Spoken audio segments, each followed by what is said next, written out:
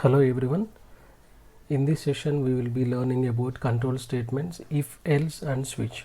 There are different control statements that we have discussed in the previous session. In this session we are going to see just two examples of each if, else and switch statements. How do we use that? How do we check the conditions of these statements? Okay, let's switch to Eclipse. I'm going to create a new package here. I'll call it as control statements, and I'm going to create a new class. I'll call it as if else. Okay, I'm going to create a main function. I'll call it as public static void main. Now in previous session we have seen about integers, floats, doubles, different kinds of data types. So definitely we need to have some data types in order to perform some conditions, right? If you haven't watched about what are data types, you can click on the right top link and you can see that video. Okay, now let me declare a few variables before I write if and else statements. Okay, I'll call it as int a is equal to 5, and I'll declare one more variable int b is equal to 6. Okay, now how do you write your if statements? So there is particular format to write it. Okay, you will be using a keyword if, and you will be writing a condition inside this bracket, and if you have a single line then you no need to specify any brackets. This is one example. And if you have multiple statements that needs to be executed, you will be giving brackets, and inside those brackets you will be writing your statements, whatever the code you need to execute. Statement 2, this is called statement 1. Okay, this is the example of if. Okay, now let's write an if condition and check. So I'll say I'll compare if a is greater than b or a is less than b, such a condition. Okay, let me do if a greater than b. I'll print some statement here. Yes, a is greater than b. So when I run this program, it will start from main and it will initialize this in variables to a is equal to 5 and b is equal to 6, and it will just compare using this condition.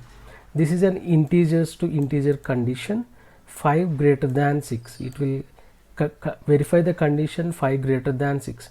If 5 is greater than 6, is it true? No. So this statement will not be executed.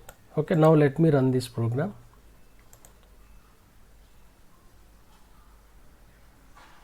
See, I don't have anything printed here because it's not true. Okay, let me change this a is equal to 7.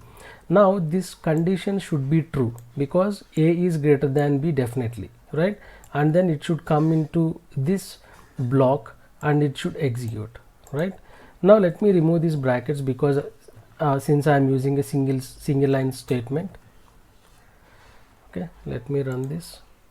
Yeah, now you can see, yes, a is greater than b.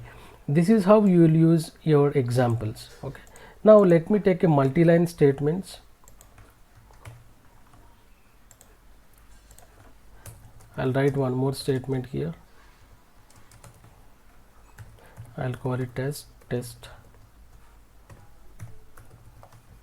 Let me run this. See, it printed. Now if I remove these brackets and if I run this, okay,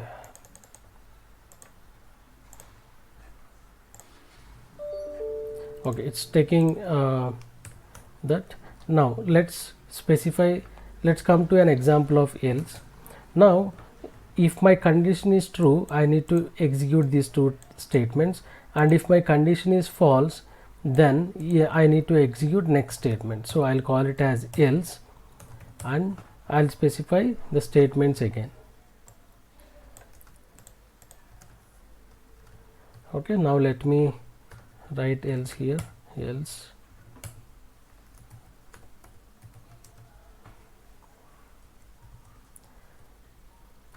I'll write A is not greater than B. Okay, see, it throwed an error here because we need to specify brackets here if you are having multiple lines of statements. Okay, if you are using only if, then no need of specifying anything, but if you have generally why it did not throw error is whatever the immediate statement it has after if, only that will be a condition for this, and rest all will be considered as a normal statements in the void main. Okay, so now let me run this program. So now it printed yes, A is greater than B, that means this condition is satisfied. Now let me bring this A to 5. So now A greater than B, no, because this condition will fail. Once this condition is failed, it comes to this next statement and executes this else statements, else block, and it prints this statement. Okay, let me run this now. Now you can see the statement A is not greater than B, A is not greater than B. So this is how you will use if and else statements. Okay, and you can use a nested ifs as well. That means inside if you can have an one more if. Okay, you can even check that condition. So how do you achieve that? I'll show you. Let me comment this.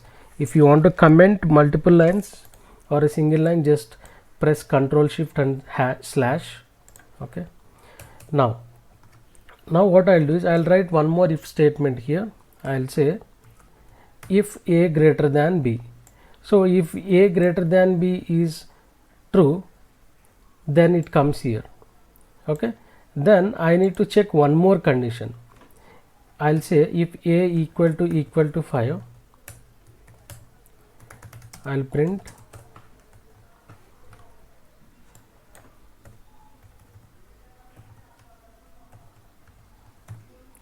A value is 5.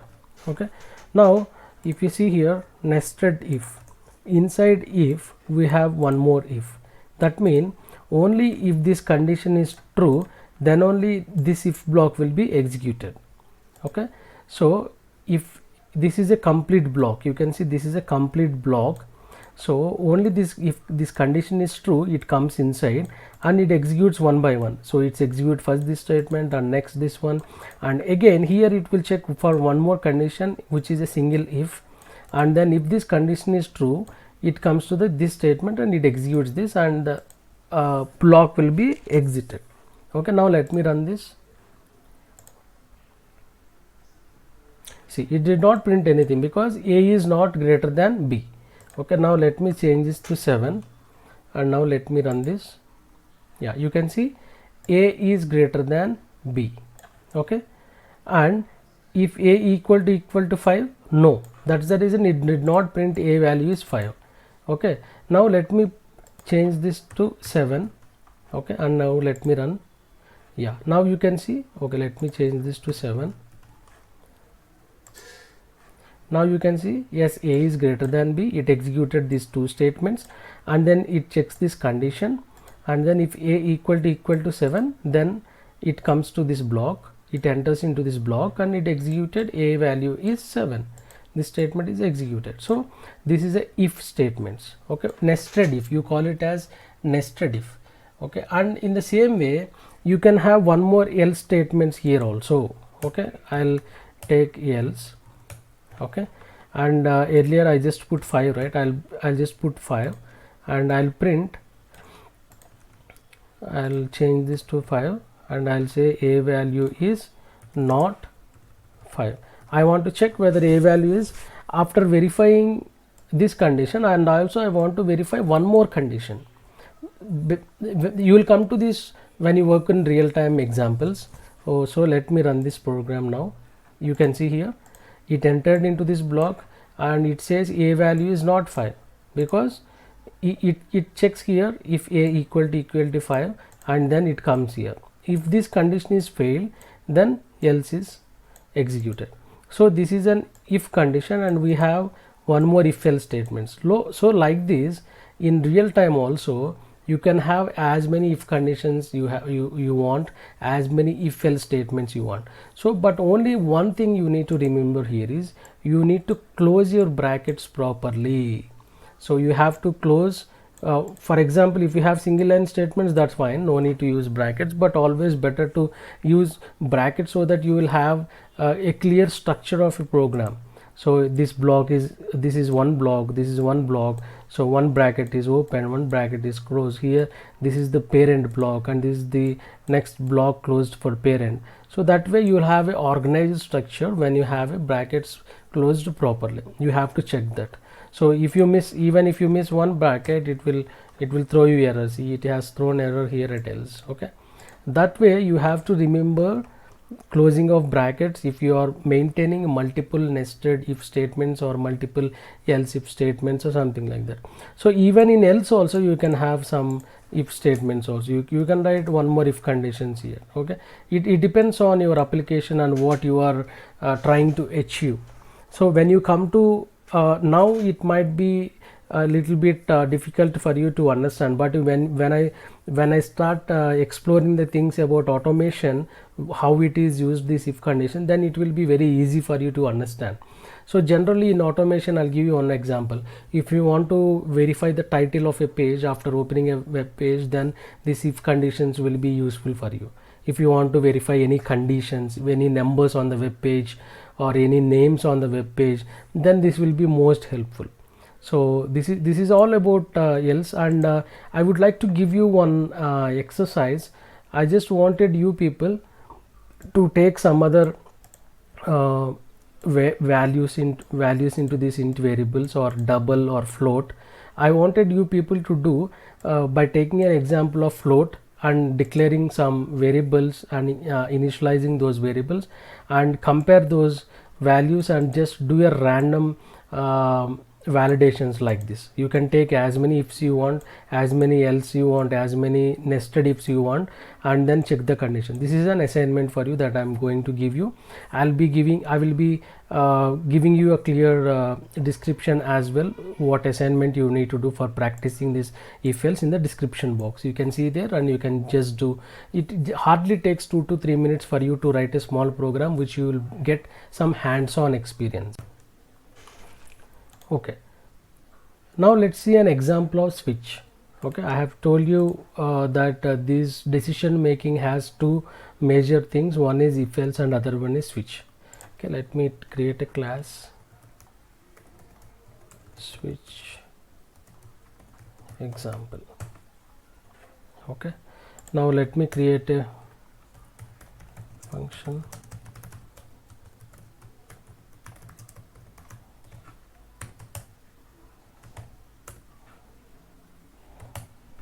Okay, now let me declare a same variables, something like int a is equal to 5.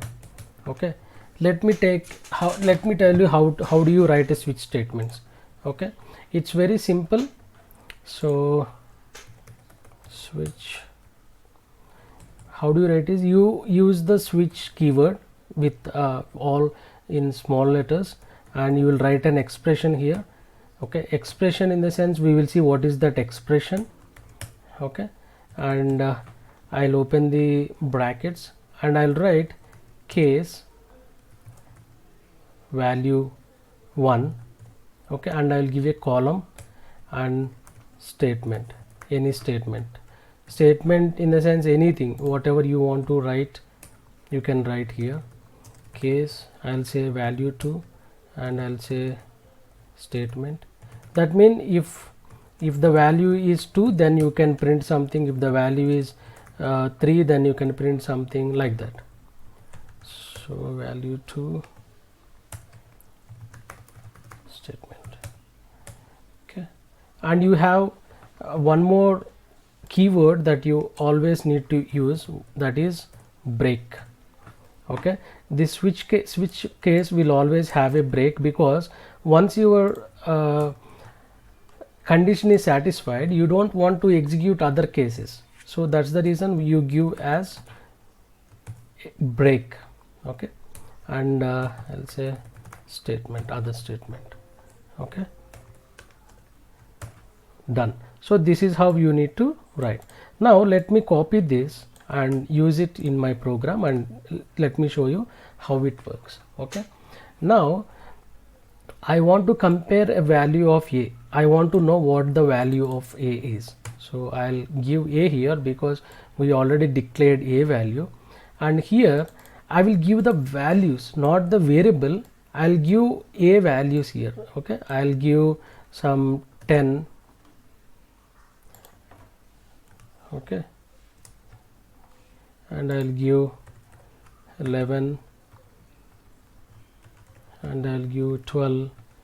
Okay, and I'll be printing something here, statement, some statement like a value is 10. Okay, now same thing I'll give for next one, a value is 11, and a value is 12. Okay, now default. What is default? Default means if these three conditions are not satisfied, then obviously it goes to default and it will print this value. A value is something. I'll write as a value is something. Okay, now I have declared a is equal to 5. Now if I run this program, what will be my output? My output will be this default, because it's not satisfying 10, it's not satisfying 11, it's not satisfying 12.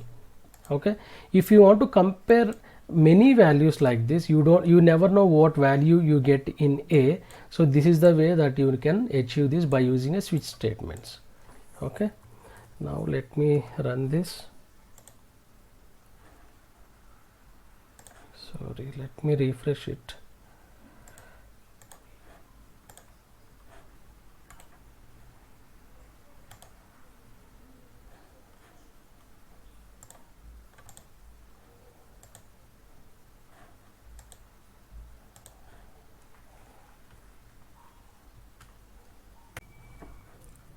Okay, you can see the output, a value is 11.